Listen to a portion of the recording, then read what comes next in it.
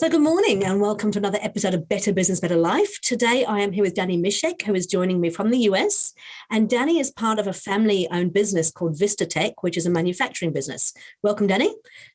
Thank you. I appreciate being on. This is exciting. It's my first podcast. Is it? Oh, exciting. I didn't realize. Oh, fantastic. Look, I'm really pleased to have you on here. We just had a quick chat before we started the record thing, and I know you've got a fascinating story to tell, so really looking forward to hearing more about it. What I'd like to do before we get started, just so the listeners can get a bit of an understanding of who Danny is, could you share with me your professional and your personal best so far in your life? Sure. Professional best, I would say I'm having awesome meetings. I think I'm having awesome meetings with my employees and the customers. So it's we're really seeing some really good heartfelt meetings that are getting really good results. So that's my personal best, or my professional best. My personal best, I kind of have two, and one, I got my first book published, which was not ever part of my plan. So that's been tremendous. I sold 1,000 books in 10 days, which I thought I was just trying to make 20 for my family. But also the other personal best, I rode a real bull last weekend in Arizona. A bull, so not a mechanical bull, a real bull. Not a mechanical bull, a real bull. And so I'd be remiss if I didn't say I rode a real bull. I did not stand very long, but I did it. So that was awesome. That's fantastic. I actually rode a mechanical bull over in Dallas. That was my first time ever. And similarly, I looked at that. This looks really easy. I got on there. I think it was there for about 2 seconds, and that was it. And I'm a horse rider. But anyway, that's really cool. Yeah, I was so scared where they gave me all those instructions, and then the corral opened up, and I blacked out. Next thing I know, I was on the ground, and I was cheering. So it happened really fast. Brilliant. Well, I'm pleased you got to do it. That sounds great. So I'm going to talk a little bit about your business. And what I understand that your business is a family-owned business, but in the family for generations, right? So it's your grandfather? So actually, my parents started the business in 1996. Both my grandparents and parents have both been in manufacturing. So me personally, I'm a third-generation manufacturer, but VistaTek is 2 generations. Okay. And you were not trained in manufacturing or anything before joining the family business, is that right? I was not trained educationally, but breakfast conversations, lunch conversations, dinner conversations, 4th of July conversations, fishing in the boat conversations revolved around making things, manufacturing, and the importance of making things. So yes, I've been around it a whole lot. Yeah. So what caused you to come into the business? Like what was the sort of, the moment where you went, oh, I'm going to join the family business? Yeah, was never really intended to join the family business, but my father called me looking for a new salesperson. He asked if I had any friends. And I asked, kind of what it all entailed. And I was selling metal and plastic containers from Minneapolis to Montana. And I was looking for a change. I said, actually, Dad, I think it'd be a good fit for me to come on. He's like, I don't want a family-owned business. So long story short, I was hired and now became a family business. Excellent. Okay. So that's an interesting way to get into it. And how did you find it? Because, you obviously gone from working for someone to now being part of the family business. What were the main differences for you? Well, it's right away. You have to change the titles and what you call people. I used to, call somebody mom or dad. That doesn't go as well in a conference room, because once you tell, this is, hey, brother or sister or mom or dad, you've somehow elevated or de-elevated someone in the room because of the tradition of mothers and fathers, sons and daughters. So you start after calling your parents by their first name, which is one of the first things it's kind of weird to do when, hey, Jim, or Lori, instead of mom or dad. But that's an easy transition, but it was awkward at first. That's right. I hadn't even considered that. That's interesting. And so your role in the business now? I am now president and lead the day-to-day operations, but I have an awesome team that do the sales and marketing, that do the operations, that do the accounting. EOS allows you to get to those three peers, the pillars, to have other people run those for you. That's true. So you are an EOS run company and you've been doing this for 3 years now. Is that right? Yeah, we'll be finishing up our 3rd year in February. Oh, that's fantastic. So why EOS and how did you come across EOS? EOS was our accountant. He kept mentioning this, and I read the book probably 5 to 6, 7 years ago. But reading the book and understanding, implementing it is different. Yes. So I read it. I love the concept, but I had no way of how do you do it. And so just because you're a good baseball player doesn't mean you're a good baseball manager. And so I might have had a good arm and a good at bat, but I didn't know, what the scheming or the planning was in that. So we brought a coach on when the ownership changed. I became 50% owner. And we brought the other family in. We thought it was really good to make sure we understood, and we all understood our 4 core values, and understand potential business conflicts and how to work through those, and we needed more tools in the toolbox. And this was an amazing way of doing that from that standpoint. Okay. So let's just go back a couple of steps. You brought another family into the business. How did that come about? I just think with the opportunity, my brother and I my brother's he works here. He's one of my best employees. It was just time for a change. And I think we need some different funding to help us take some opportunities that we couldn't do it ourselves. Yeah. And so it was really a good fit for us to where our vision was and what we need to do it. It was a good transition. And so just for the readers' benefits or listeners' benefit, so you were already doing EOS, or you brought EOS in after you joined the companies together? Yeah, we did EOS after the merger. Yeah. Okay. And so you talked about the sort of 4 core values, and that's obviously a very key part of EOS, is being really clear about what they are, living and breathing, hiring, firing, rewarding, etc. What are your 4 core values? Well, our 4 core values are hospitality, character, innovation, and get shit done, meaning do your job. Yeah. And so those, when I think we reevaluate them every 6 months, every year, like, should they change? But how we have those with the hospitality, when somebody comes to visit us, we'll make sure there's a beverage in the cooler for them, and coffee, and a clean facility. But character is not about, being honest and loyal and trustworthy, but character is, if you do something, if you ride a bull, share it. Like, I'm attracted to characters. And so whether you go gemstoning, whether you make jewelry, whether you ride a bull, whatever, share it. Then you might have more similarities with people. Innovation, you can't be in manufacturing without making innovation important. We don't just compete in the Midwest or in the US, we compete in the world. So you have to be innovative on a world level, not just in a Minnesota, United States level.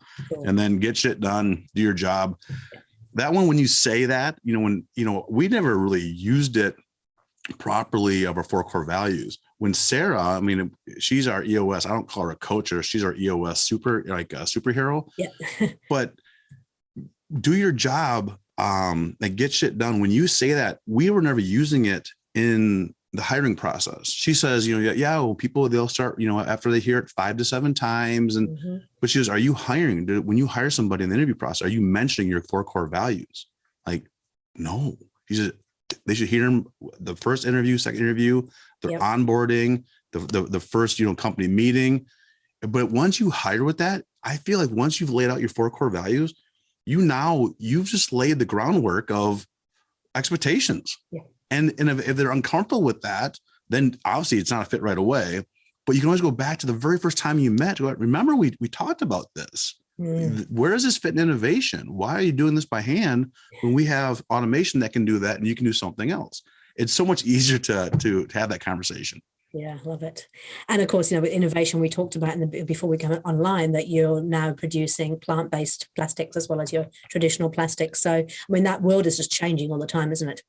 It is. I'm so proud to be a manufacturer and a U.S. manufacturer to help our local economy, but to use traditional methods of manufacturing, but also evolve and to use plant-based plastics to actually create things that avoid landfills. Yeah. So we don't have to drill for oil, and we don't have to put something back in the landfill.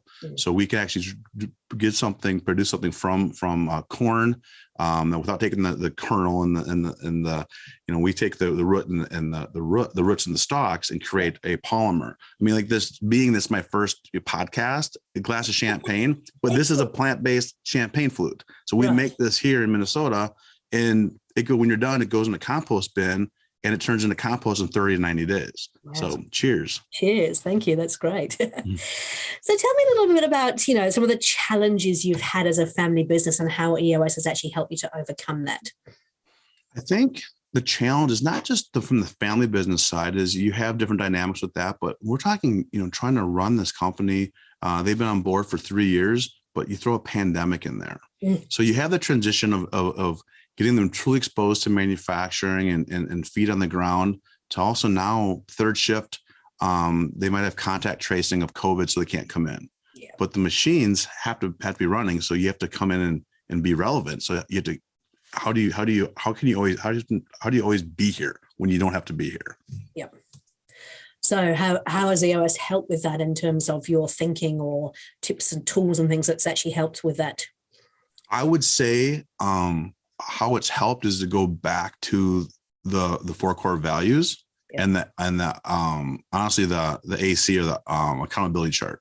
The accountability chart is magical. And when we first do it, it's an org chart. It's an org chart. No, it's an accountability chart. Mm-hmm. It doesn't matter from top to down or left to right. It's wherever you look, the accountability is on that person and on him or her, or whoever it is. Like, this is, if something falls short, you can go to that accountability chart. Yeah, that's a really key point, isn't it? Because when we first start doing it with any of the clients, they go, well, they treat it like an org chart, and it's really quite different to that in terms of being very, very clear. Like, anybody in the organization can look at it and go, that's the person who I need to speak to. But it also comes down to solving issues and things too. If you've got a challenge or an opportunity, you know exactly who is accountable for that.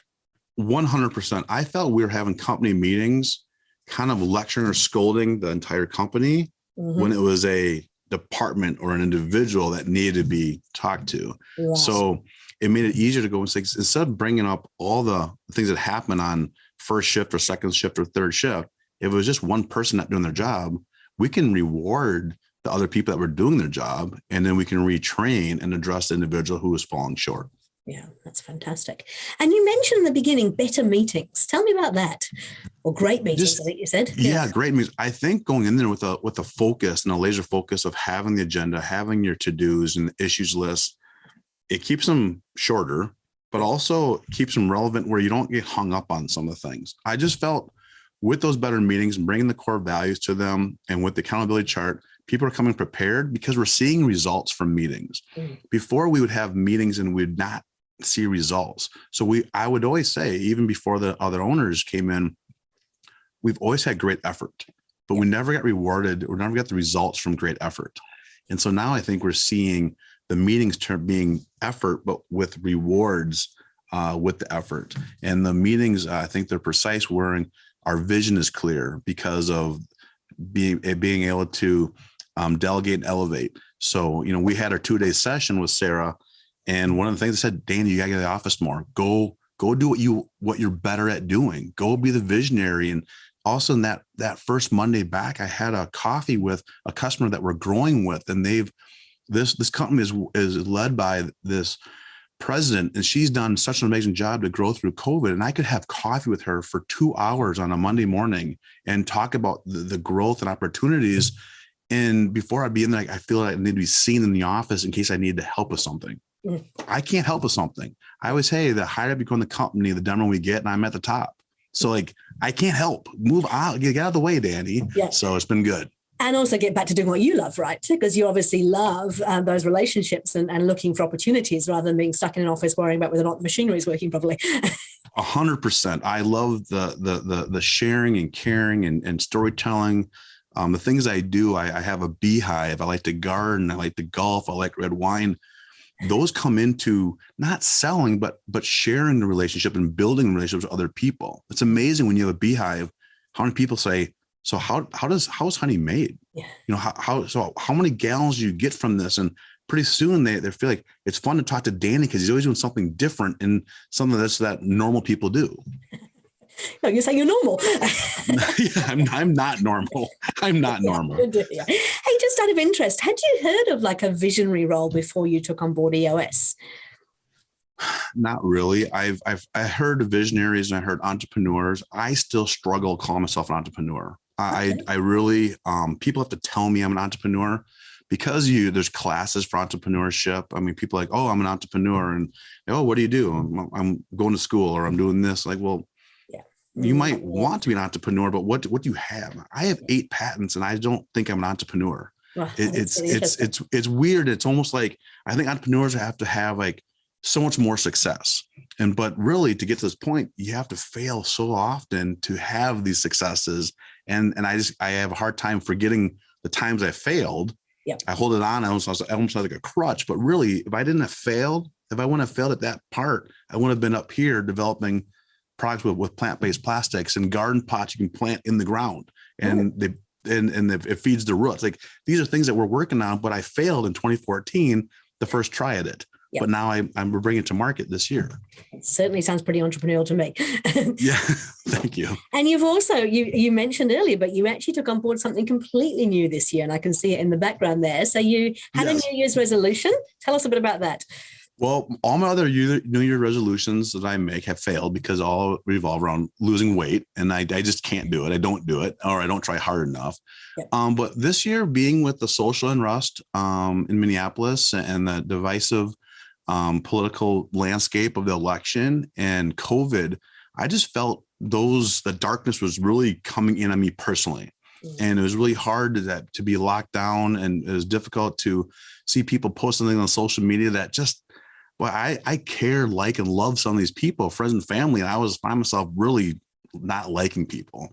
And so I told my wife I'm going to give up social media for 30 days, and I did. So I woke up next morning on New Year's Day, 2021, and I went to grab my phone, and I'm like, no, I said I wasn't going to do that. So I found myself with all this extra free time. And so I started to read a couple books. I don't love reading, but I started reading some books, but I decided to finally write a book. And I've always wanted to write a book about the importance of decorating a Christmas tree, at least in my opinion. Yep. And it was fun to put down thoughts that I've been blessed with my family, and as a child with my grandparents and parents. But I want to make sure this was an all-inclusive book, that it wasn't my Christmas story. This was like something that everyone gets into the holidays. Once the December 1st comes along, you turn your calendar page and you just see everything already filled, and the stress and the anxiety, but there's so much love and care and sharing and festivities that go with that. Some get overwhelmed with all that. And so to me, I feel like I have 4 children, 2 in college, 2 in high school. And I feel like this was my 1 hour a year that I get a chance to decorate the tree with my kids. Mm-hmm. The kids can't have friends over. They know they have to be home. My wife brings all the decorations out. And as we all have looked at all the ornaments, we say, is there room on the tree? Where do these go? And then people, what are we going to drink? So a hot chocolate with big marshmallows, or a bourbon for dad, a glass of wine for mom. And then we fight for the music. Is there going to be a Western country Western music tonight? Or is it John Denver and the Muppets? Is it, gospel music? But when you get all done, it feels like, as you pull up ornaments, every time we travel somewhere, we buy an ornament. Mm-hmm. So you're almost unpacking your life every year, from when you went to Napa Valley, or you went to Barcelona, Spain, or these places you've been, or a first grade teacher gave this to you. And that for that hour, to me, I think it reminds us how blessed we are. Mm. It doesn't matter if you cut the tree down from a farm, you put up from plastic, if it's a fake tree, but your story is your story. There's no right way to celebrate that time of the year, but all I'm trying to do is get people to slow down and to celebrate. That time of the year. Actually, it's been really interesting, because we've been in lockdown for a couple of years on and off over in New Zealand as well. And last Christmas, I actually didn't put up a Christmas tree. It's probably the first year ever. And it was because there was all sorts of stuff going on. And now when I hear you talking about this, I remember I'm exactly like you. I buy an ornament for each new family member. Yes. For everywhere we go to. It has to match color-wise, as I'm very anal about that. But, and it's true. There's this real joy when you pull it all out and start to look at those things. And it's like the gratitude of, oh, that's right, we had the most amazing time there. Or, Hermes, our new puppy, joined us last year. And so this 100%. Year I've actually ordered Hermes a bauble, and I'm putting a Christmas tree up. But what's the book called? It's called The Christmas Tree Story, not very original. But what was fun is I thought my journey was always about writing the book. Yep. I love to share stories. I never really cared about or thought about being an author, but to share the story is more rewarding than actually writing the story. And as I tell people, and in the book, there's little Easter eggs in the book that reflects upon my family or my experience. But there's a story when our kids were first born.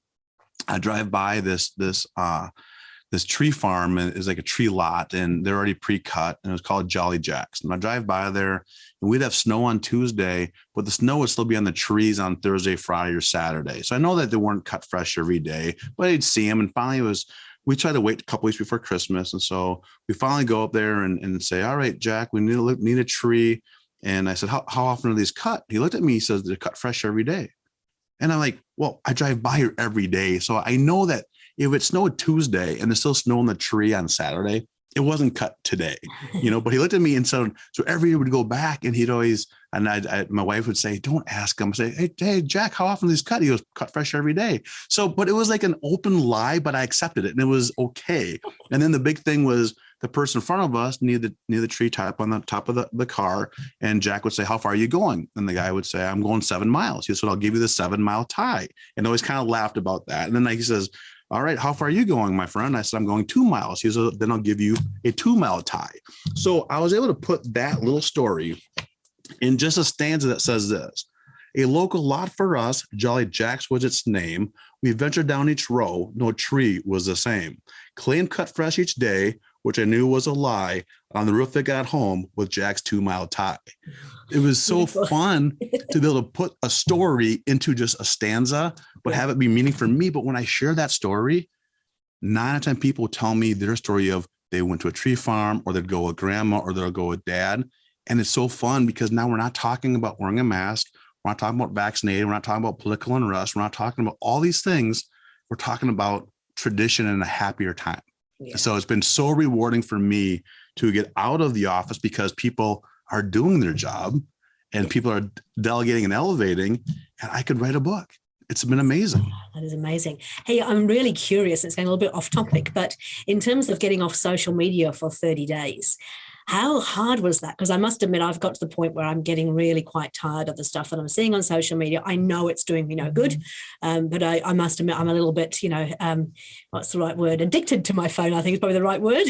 Yes. Yeah. It was difficult, but I would say after 48 hours, I realized what I was missing was nothing relevant. Yeah.